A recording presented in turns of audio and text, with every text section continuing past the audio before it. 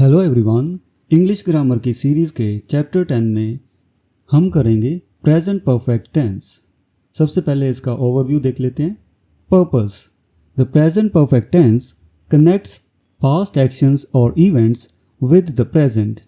It is used to express that something occurred in the past and has an impact or consequence in the present moment.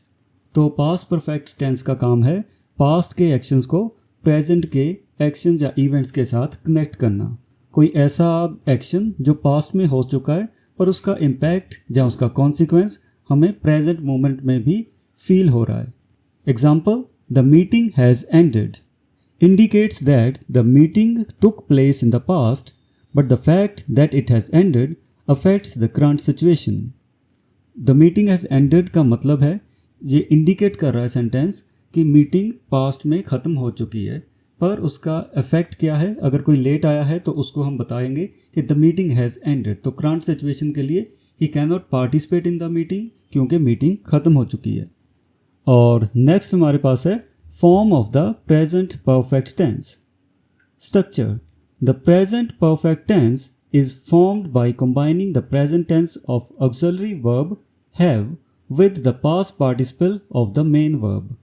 तो auxiliary verb जहाँ जिसको हम कहते हैं helping verb have के साथ हम verb का past participle यहाँ third form यूज़ करते हैं।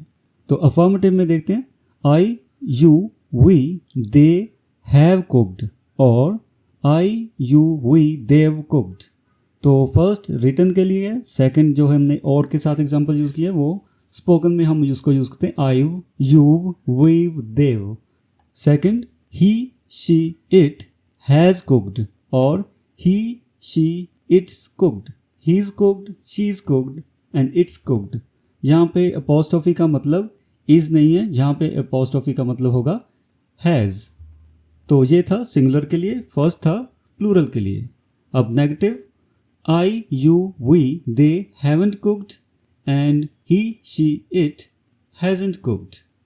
और क्वेश्चन वाले सेंटेंस के लिए have I, you, we, they cooked and has he, she, it cooked. Next हम देखते हैं regular past participles formation.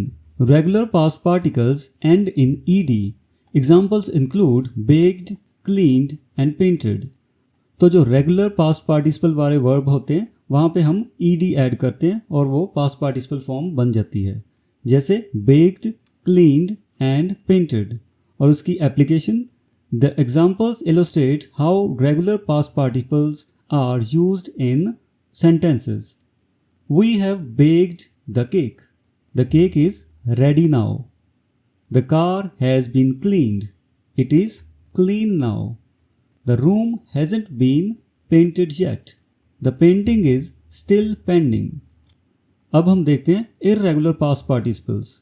Formation: Some verbs have irregular past participles which do not follow the regular ed pattern.